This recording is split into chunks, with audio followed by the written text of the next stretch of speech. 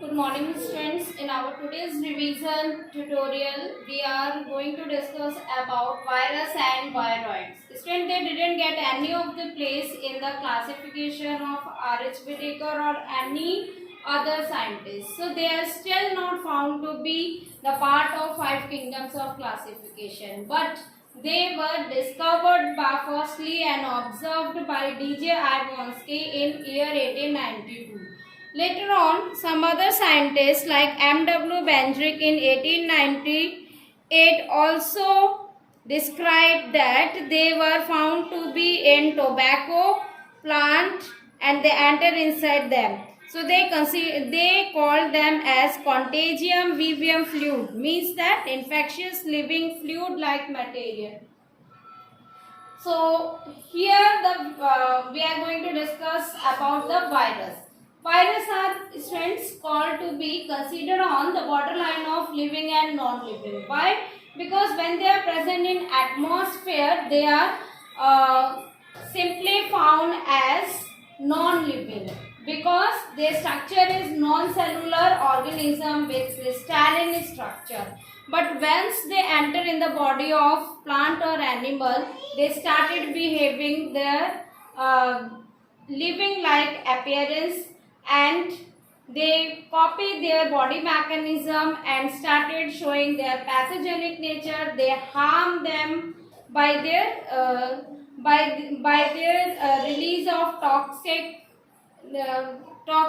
structure inside them, by release of some toxic fluid by them. So students, these viruses are very harmful. They are considered to be pathogen for plant as well as animals. They are very small in structure also, that they infect the bacteria. We have studied that the bacteria are the smallest one. PPLO is the smallest one organism, but viruses are much more smaller than the bacteria, that they infect them also. One of the example of such virus is tobacco mosaic virus, which infect the bacteria. They are also called to be bacteriophage. Here they are having a kind of protein layer outside them. That layer is called to be capsid. That proteinaceous layer is called to be capsid. So they have their genetic material inside them that either be RNA or DNA. They don't have both of the material inside their body, but their genetic material is also infectious. So students, they are having either single or double stranded RNA, or they have double stranded DNA as a genetic material. They infect them. They have a coating all over their body. So that coating, which is made up of protein, is called to be capsomere, which are arranged in a helical structure or polyhedral structure. Now let's see the structure of this virus. Here is the structure of a tobacco mosaic virus, in which the bead-like structure is the RNA as a genetic material. These are the protein capsids arranged. When they are arranged in the manner, they are called to be capsomeres. Here is the structure of a virus that engulfs inside the bacteria. So it is a polyhedral structure inside which we can observe this polyhedral structure as a head. It has collar, sheath of made up of protein and have a long tail fiber. This stage is called when the virus enter and infect the bacteria, which is called to be bacteriophage. Here are few of the examples of viruses like AIDS, coronavirus, varicella zoster. Student, AIDS occurs inside the human body. Its full form is acquired immunodeficiency syndrome. By the coronavirus, you all are aware about it. Nowadays, the COVID-19 disease is caused because of them. Varicella zoster causes chickenpox, and other diseases are also caused to plant as well as animals. They causes leaf rolling and leaf curling inside the plant. They causes yellowing on vein clearing disease inside the plant. They causes dwarfing and stunted growth of a plant.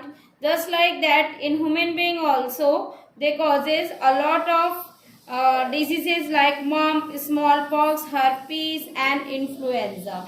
Now let's discuss about the viroids. Students, viroids are called to be very smaller. They are smaller than viruses also. They were firstly discovered and identified by the scientist Theo in 1971. They are a kind of infectious agent which causes diseases in plant as well as animals. Their nature is pathogenic. How are they showing different from virus? That they don't have the capsid, a protein coat outside them, just like viruses. So they show lack of that protein coat, and their genetic material is also different from them, as they have only and only RNA inside them as a genetic material. So students, the question also asked about the difference between virus and viroids. So be clear about these points, that viroids are very smaller than virus. They don't have protein coat of capsid like viruses, and their genetic material is also, they have only free RNA, whereas the viruses are having the genetic material both the double stranded RNA or they have the single strand DNA or double strand DNA. So in this way, viruses show a lot of difference from viroids. This question is very important, which is asked generally in your board exams.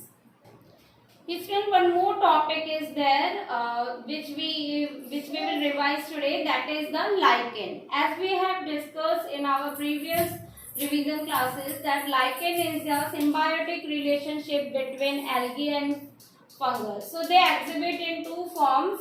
They are formed by phyocombiant and myocombiant. Phyocombiant are called to be as a algae, and myocombiant is a kind of fungal component. So in this symbiotic relationship, they are developing and called to be autotrophic as well as heterotrophic. This is autotrophic and fungus is heterotrophic in nature.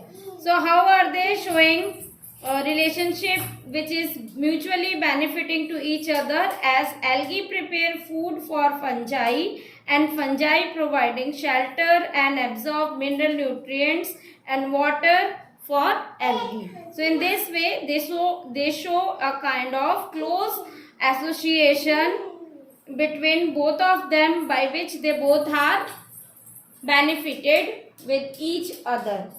Students, the one more thing is that about them, that lichen are also called to be pollution indicator. Why are they called as pollution indicator? Because they never grow in a polluted area. So we can easily find out that where the lichens are not grown in the pond, that pond is very much polluted. It needs a kind of enrichment, or it should be pollution free. So students, this is all about our today's revision tutorial.